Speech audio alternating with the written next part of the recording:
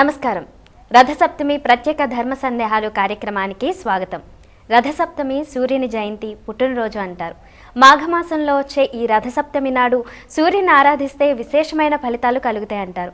మరి ఆ సూర్య ఆరాధన క్రమంలో ప్రేక్షకులు అనేక మందికి అనేక సందేహాలు, వాటిని నివృత్తి చేయడానికి ఈరోజు మన ముందున్నారు ప్రముఖ ఆధ్యాత్మిక యాత్రికుడు బ్రహ్మశ్రీ డాక్టర్ కాకునూరి సూర్యనారాయణమూర్తి గారు. వారిని అడిగి అనేక సందేహాలని నివృత్తి చేసుకుందాం. నమస్కారం అండి. నమస్కారం అమ్మా. గురుగారు, మొదటి సందేహాన్ని చూద్దామండి. వనజ గారు హైదరాబాద్ నుంచి రాస్తున్నారు. రథసప్తమి విశిష్టత ఏమిటి, ఆ రోజున ఏం చేయాలి తెలియజేయగలరంటూ కోరుతున్నారు. తిథులలో సప్తమి తిథికి సూర్యనారాయణమూర్తి యాజమాన్యాన్ని కలిగి ఉన్నాడు. వహ్నిత్వష్ట్ర హిమాద్రియా గణపతి సర్ప కుమారో రవి, ఈ 7వ తిథి సప్తమి.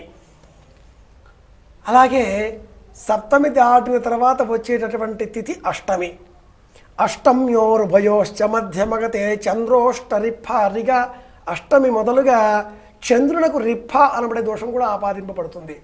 సప్తమి తిథి పూర్తి కావడంతో వచ్చేటటువంటి గుణగణాదులు పూర్తిగా మారిపోతాయి అష్టమి తిథితో.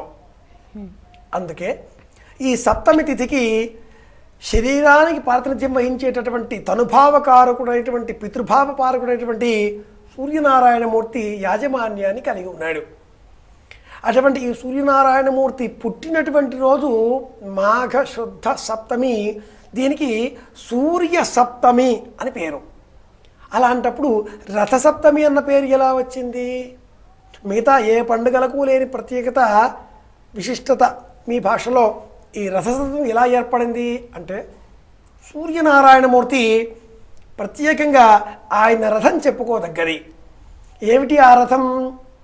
ఏకాశ్వమేక యోజనం ఏకచక్రమేకధరం వాదధ్రాజిగతం విభో. ఆయన రథానికి ఒకటే చక్రం ఉంటుందిట. ఒక చక్రం ఉండేటటువంటి రథం ప్రపంచంలో ఉంటుందా? 2 చక్రాలు కావాలిగా మనం వెళ్ళాలి అంటే. సూర్యుడి రథం మట్టుకు ఒకే చక్రం. చిన్నపిల్లలు పూర్వకాలంలో వీధుల్లో ఆడుకోవడానికి ఏ బండి చక్రాన్నో మరి ఇంకే చక్రాన్నో అలాగా కొట్టుకుంటూ తిరిగేవాళ్ళు. ఒక నిర్ణీత ప్రమాణమైనటువంటి వేగంలో వెళుతూ ఉంటే ఒక చక్రమైనప్పటికీ ఆ చక్రం కింద పడదు. నిర్ణీతమైనటువంటి ప్రమాణమైనటువంటి వేగంలో ప్రపంచంలో ఏం జరిగినా ఎలా ఉన్నా క్రమం తప్పకుండా ప్రయాణించేటటువంటి వాడు సూర్యనారాయణమూర్తి. కనుక ఆ సప్తమి రథసప్తమి, సూర్య సప్తమి.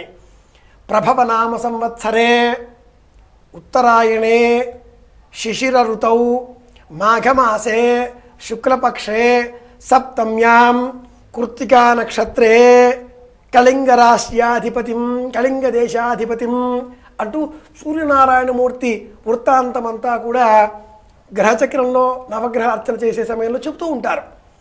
ఇలాగా ఆ స్వామి కృత్తికా నక్షత్రంలో జన్మించాడు అని కూడా వర్ణిస్తాయి సంప్రదాయ గ్రంథాలన్నీ కూడా. దక్షిణాయనం పూర్తి అయిపోయి ఉత్తరాయణ పుణ్యకాలం ప్రారంభమైనటువంటి సంక్రాంతి పిమ్మట వచ్చేటటువంటి సప్తమి తిథికి రథసప్తమి అని మనం గుర్తించాలి. సూర్యనారాయణమూర్తి యొక్క ఉత్తర అయన మార్గాన్ని పూర్తిగా మనం అనుభవించగల ప్రారంభమయ్యేటటువంటి రోజులు ఈ రోజులో. ఇక నుంచి సంపూర్ణమైనటువంటి వెలుగు కిరణాలు మన పైన ప్రసరిస్తాయి ఉత్తరాభిముఖంగా. కనుక ఈ తిథి నాడు రథసప్తమి సూర్యరథాన్ని ప్రతిబింబించే విధంగా వాకిలిలో సూర్యరథం ముగ్గు వేయడం, అలాగే సూర్యనారాయణమూర్తిని స్తోత్రం చేయడం. అరసవెల్లిలో సూర్యనారాయణమూర్తి దేవాలయం ఉంది. అలాగే ఒరిస్సాలో కోణార్క ఆలయం.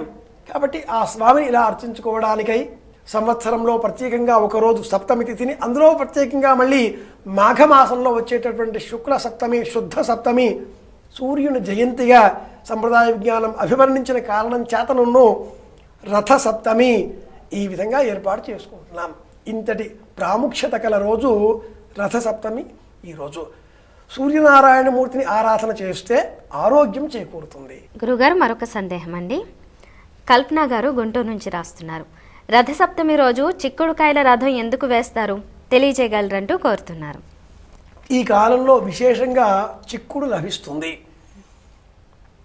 ఒక్క చిన్న గింజ ఇల్లంతా వ్యాపించే తీగ, నేలబారుగా వెళ్ళే తీగ, ఇంటిపైన మొత్తం పాకేటటువంటి తీగ. ఈ చిక్కుడు ఆకులలో సూర్యనారాయణమూర్తికి ప్రీతికరంగా వంటకం చేసినటువంటి పాయసాన్ని, పొలగాన్ని అందులో ఉంచి దానిని ప్రసాదంగా స్వీకరించినట్లయితే, నైవేద్యంగా సమర్పించి ఆ పిమ్మట ప్రసాదంగా స్వీకరించినట్లయితే దేహానికి ఆరోగ్యం చేకూరుస్తుంది. చిక్కుడు ఆకులో ఉండేటటువంటి శక్తి జీర్ణమండల వ్యవస్థను బలోపేతం చేస్తుంది. లివర్ పైన, కాలేయం పైన ప్రభావం చూపిస్తుంది. కనుకనే ఈ ఋతువులో లభించేటటువంటి విశేషంగా ఉన్న ఈ చిక్కుడు కాయలను ప్రత్యేకంగా తినాలి.